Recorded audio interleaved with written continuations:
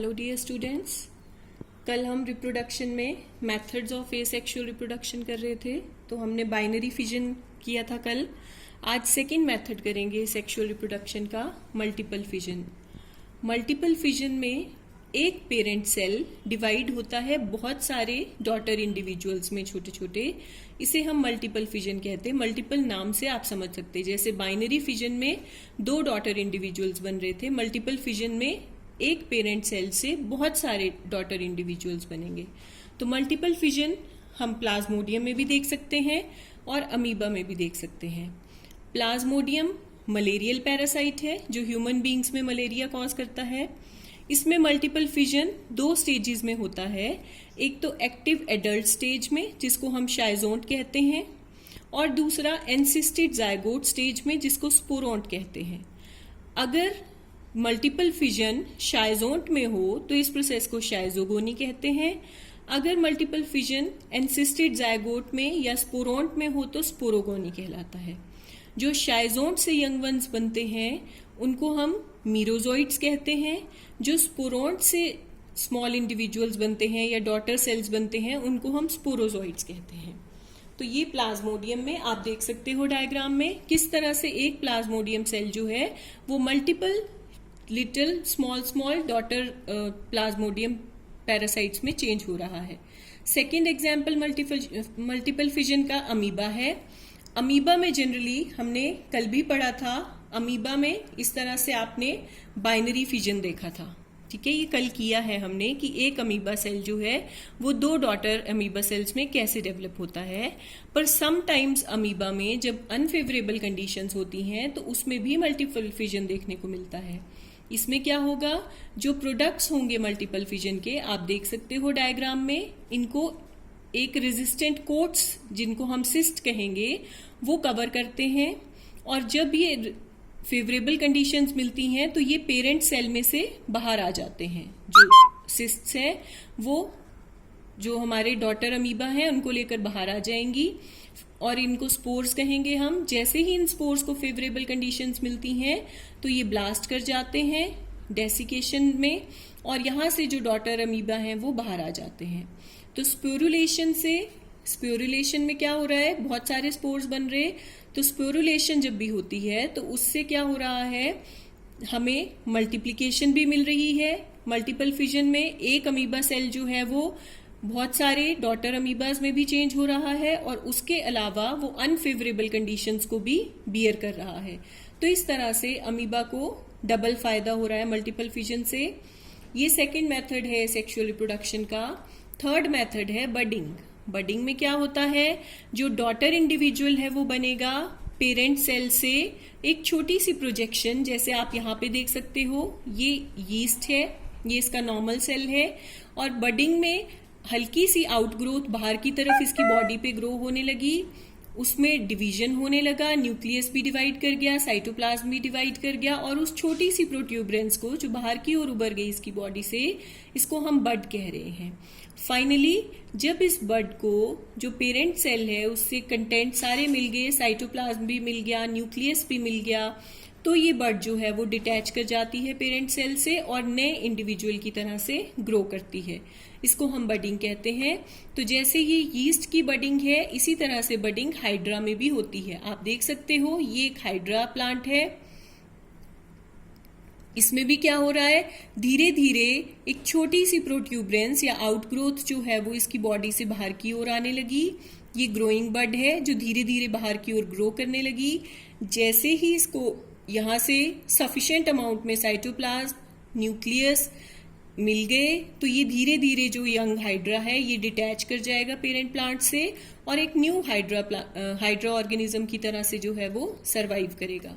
तो ये बडिंग का मेथड है। इसके अलावा जो फोर्थ मेथड है सेक्सुअल रिप्रोडक्शन का वो है स्पोर फॉर्मेशन। स्पोर्स क्या होते हैं, छोटे छोटे प्रोपिगेल्स जो जर्मिनेट करते हैं और न्यू इंडिविजुअल्स को बनाते हैं। स्पोर्स अलग अलग तरह के हैं जिसमें फर्स्ट आते हैं जू स्पोर्स।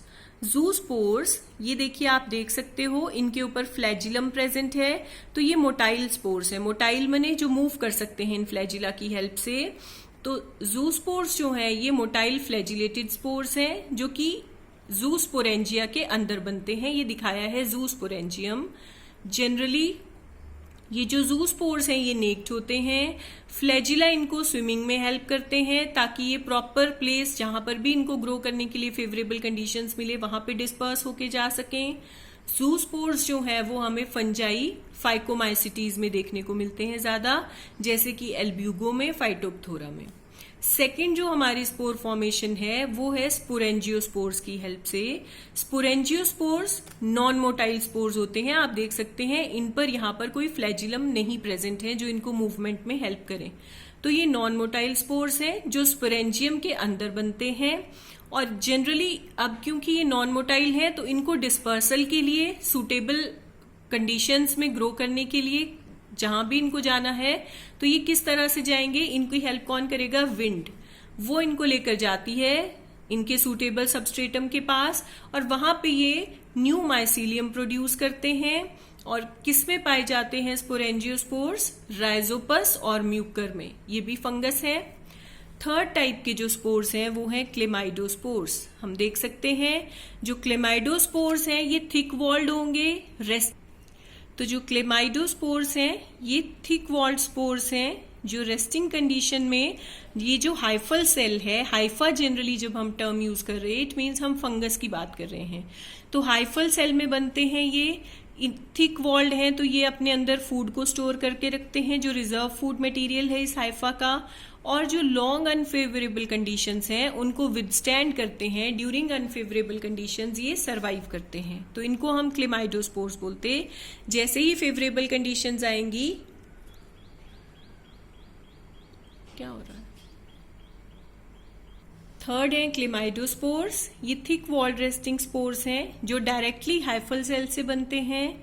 हाइफा का मतलब है माइसीलियम की बात हो रही है, तो ये इस माइसीलियम से बनेंगे। रिजर्व फूड मटेरियल को स्टोर करते हैं ड्यूरिंग अनफेवरेबल कंडीशंस। बहुत लंबा टाइम ये जो है वो विदस्टैंड कर सकते हैं। जैसे ही फेवरेबल कंडीशंस आती हैं ये डिटैच हो जाते हैं इस हाइफल माइसीलियम से और न्यू स्पोर्स में या न्यू हाइफा की ग्रोथ में हेल्प करते हैं। फोर्थ टाइप है ऊडिया। हम देख सकते हैं ऊडिया में क्या होता है, जो हाइफा है वही ब्रेक होती है छोटे छोटे स्मॉल पीसेस में और वो स्पोर्स के जैसा बिहेव करने लगती है। ये काफी थिन वॉल्ड होते हैं क्लेमाइडोस्पोर्स के कंपैरिजन में, और क्योंकि ये थिन वॉल्ड हैं तो ये कोई रिजर्व फूड मटेरियल भी स्टोर नहीं करते। ऊडिया तब बनते हैं जब कंडीशंस जैसे एक्सेस वाटर है हाइफा के पास, या एक्सेस में शुगर है, या कुछ सॉल्ट्स एक्सेस में है, तब ये बनते हैं। ये जर्मिनेट कर जाते, जैसे ही हाइफा से अलग हुए तो इमीडिएटली जर्मिनेट हो जाते हैं लिबरेट होने के बाद, और अनफेवरेबल कंडीशंस को सरवाइव नहीं कर सकते। फिर जो फिफ्थ टाइप है स्पोर फॉर्मेशन में वो है कोनिडिया। हम देख सकते हैं ये कोनिडिया है हमारे। जो कोनिडिया है ये भी नॉन मोटाइल स्पोर्स हैं और ये सिंगल भी बनते हैं और बहुत सारी कंस्ट्रिक्शंस या चेन्स में भी बनते हैं। जो हाइफल ब्रांचेस हैं उन्हीं में धीरे धीरे कंस्ट्रिक्शन होती जाती और वो कोनिडिया में चेंज होती जाती हैं। ये कब बनते हैं? ये एक्सोजीनसली बनते हैं, बॉडी के बाहर से बनते हैं और विंड इनको डिस्पर्स करती है और ये डायरेक्टली जर्मिनेट कर जाते हैं जब भी सूटेबल सबस्ट्रेटम पर गिरते हैं। तो ये स्पोर फॉर्मेशन है। ये फोर्थ मेथड है हमारे पास एसेक्सुअल रिप्रोडक्शन का। फिफ्थ मेथड है वेजिटेटिव प्रोपेगेशन, जो हम कल के लेक्चर में करेंगे। अभी तक हमने क्या पढ़ा कि देखिए रिप्रोडक्शन के two methods, asexual, sexual. Asexual reproduction में हम जो पढ़ चुके हैं वो binary fission, multiple fission, budding, spore formation, 4 methods हमने पढ़ लिए हैं। फिफ्थ मेथड है वेजिटेटिव प्रोपेगेशन, जो हम नेक्स्ट लेक्चर में करेंगे। तो आपने इसको अच्छे से एक बार रिवाइज कर लेना है और साथ में कोशिश करनी है कि जो भी हम पढ़ रहे हैं उसके आप शॉर्ट नोट्स कॉपी पे बनाते जाएं ताकि आपको लर्न करने में आसानी रहे। Thank you.